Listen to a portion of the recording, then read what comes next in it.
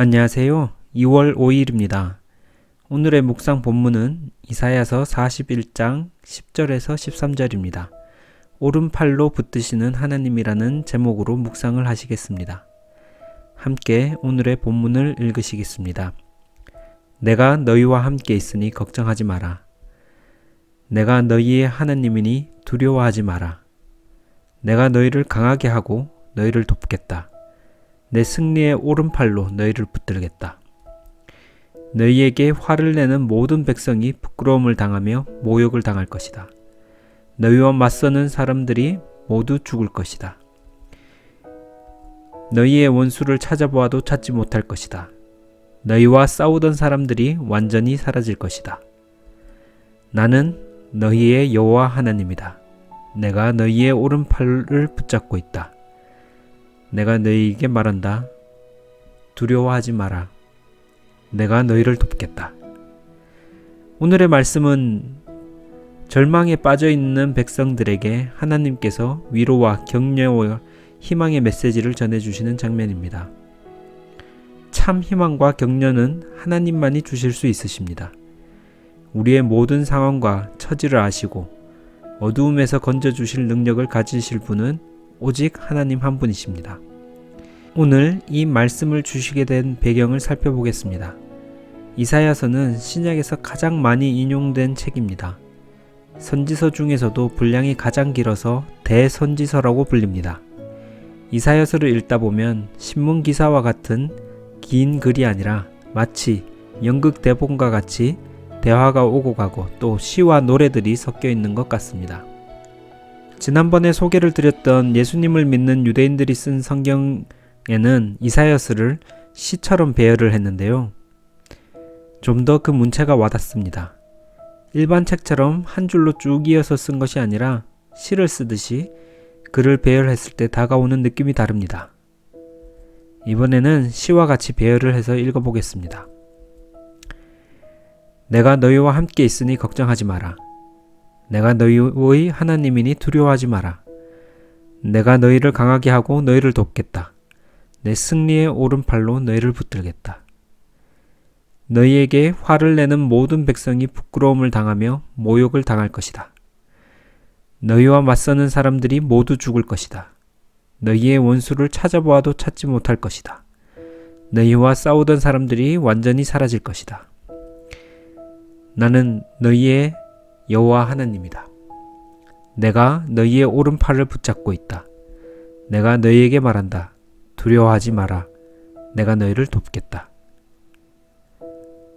조금 더 한 문장 한 문장이 강조되고 각절의 주제가 와닿습니다.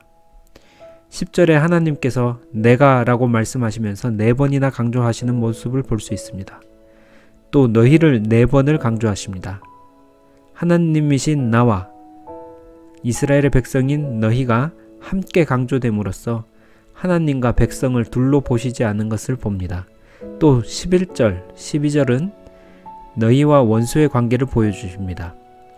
하나님의 백성들을 대적하는 원수들을 응징하는 모습을 4번에 걸쳐서 반복하여 보여주시면서 원수가 모욕을 당하고 그들이 모두 죽게 되고 찾아볼 수도 없고 완전히 사라지는 점진적으로 강하게 응징을 하시는 모습을 보여줍니다.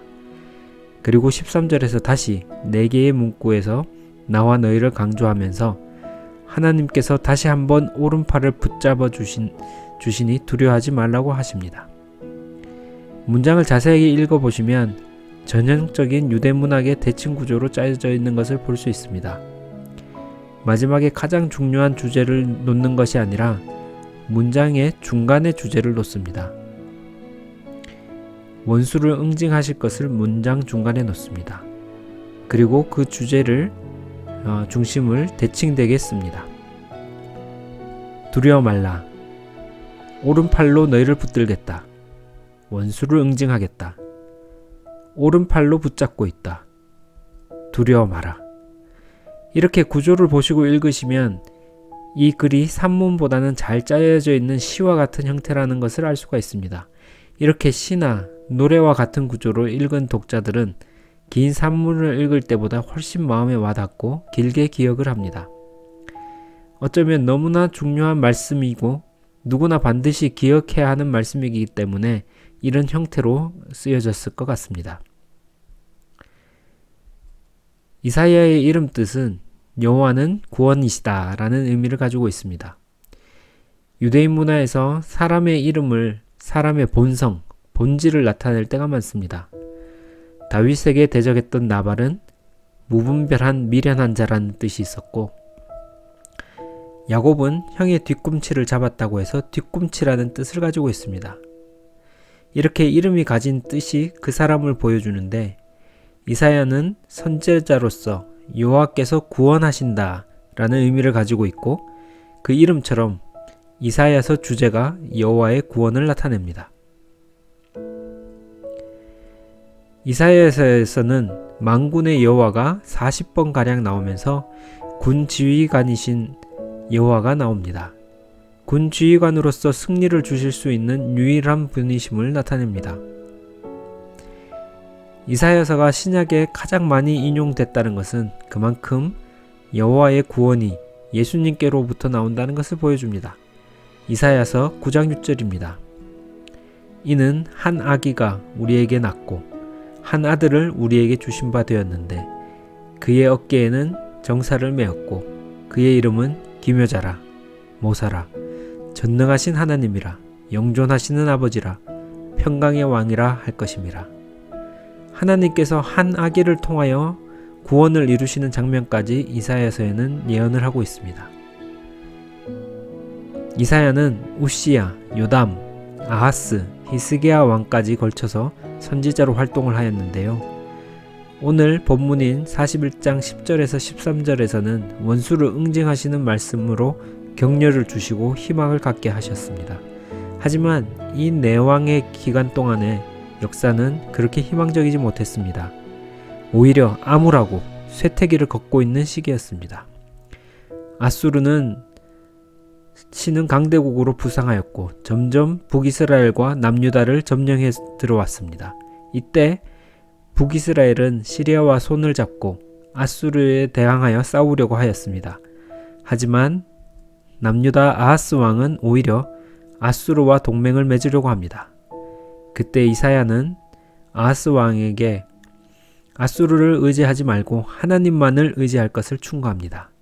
그러나 아하스는 그 충고를 무시합니다. 그리고 결국에는 아수르의 속국이 됩니다. 하지만 아하스의 아들 히스기야는 아버지와 다르게 반아수르 정책을 폈습니다. 이에 아수르가 침공해 오는데 하나님만을 의지했던 히스기야는 아수르의 침공을 막아냅니다.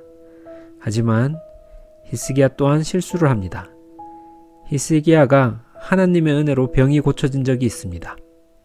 이때 바벨론에서 사람을 보내어 축하하였는데 이때 히스기야가 국가의 보물들을 바벨론 사람들에게 보여줍니다.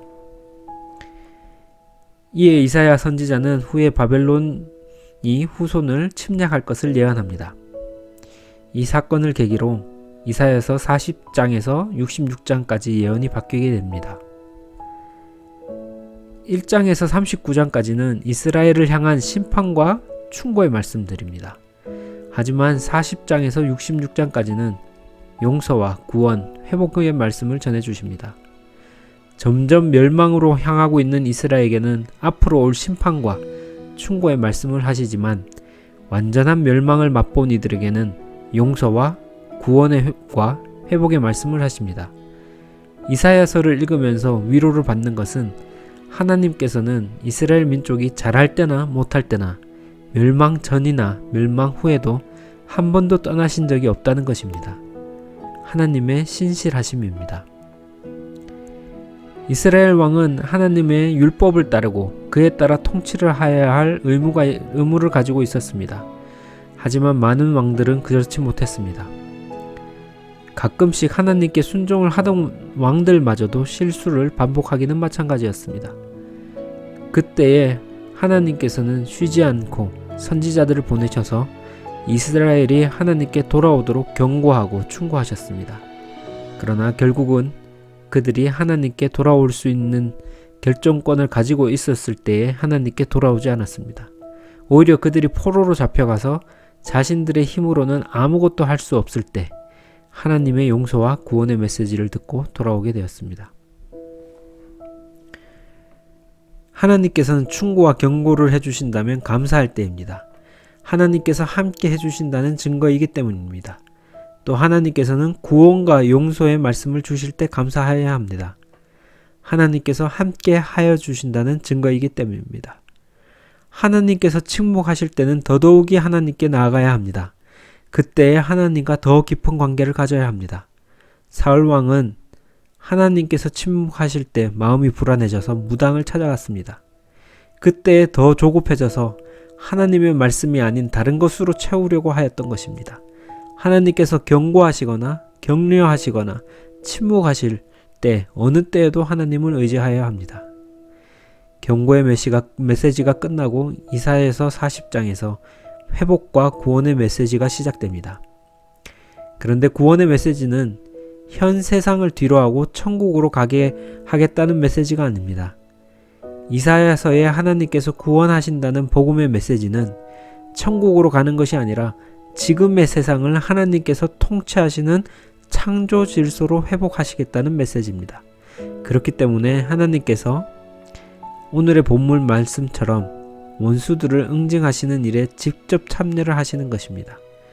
단순히 천국으로 가는 것만 목표이고 구원이라면 하나님께서 이 땅의 일에 참여하실 이유가 없습니다. 그것이 아니라 지금의 세상을 하나님의 창조 질서로 회복하시려고 하시기 때문에 이스라엘 민족이 부당하게 당한 일을 되갚아 주시는 것입니다. 오늘의 본문을 다시 읽겠습니다. 내가 너희와 함께 있으니 걱정하지 마라. 내가 너희의 하나님이니 두려워하지 마라. 내가 너희를 강하게 하고 너희를 돕겠다. 내 승리의 오른팔로 너희를 붙들겠다. 너희에게 화를 내는 모든 백성이 부끄러움을 당하며 모욕을 당할 것이다. 너희와 맞서는 사람들이 모두 죽을 것이다. 너희의 원수를 찾아보아도 찾지 못할 것이다. 너희와 싸우던 사람들이 완전히 사라질 것이다. 나는 너희의 여호와 하나님이다. 내가 너희의 오른팔을 붙잡고 있다. 내가 너희에게 말한다. 두려워하지 마라. 내가 너희를 돕겠다. 하나님께서 하나님의 자녀로 삶으신 자들은 함께 하시고 오른팔로 붙잡아 주십니다. 그리고 그들의 삶에 개입하시고 함께 하여 주시고 원수를 갚아 주십니다. 우리가 할 일은 하나님의 자녀로서 살아가는 것입니다. 하나님께서는 희망의 메시지를 우리에게 주시고자 하십니다. 하나님께서 도와주신다면 누구도 방해하지 못합니다. 나의 생각과 과거의 일들에 사로잡혀 있을 때에는 하나님께서 함께 하셔도 함께 하시는 것을 느끼지 못합니다. 그러나 생각의 초점이 하나님께 맞춰져 있을 때는 하나님께서 원수와 싸워주시고 오른팔로 우리를 붙들고 계신다는 것을 피부로 느끼게 됩니다. 오늘 하루의 삶에서 하나님께서 주시는 회복과 희망의 메시지를 경험하시기를 기도합니다. 기도하시겠습니다. 하나님 아버지 감사합니다. 한 번도 포기하지 않으시고 저희와 함께하여 주셔서 감사합니다. 원수가 올 때에 원수에게 마음을 뺏기지 않고 하나님의 도움에 마음의 초점을 맞추기 원합니다. 다른 관계의 삶을 빼앗기지 않고 하나님과의 관계에 중심이 있기를 원합니다. 두려움에 사로잡히지 않고 평강의 하나님께 온전히 마음을 드리기 원합니다. 오늘 하루 하나님의 도우심을 느끼고 체험을 할 수 있도록 도와주십시오. 예수님 이름으로 기도드립니다. 아멘.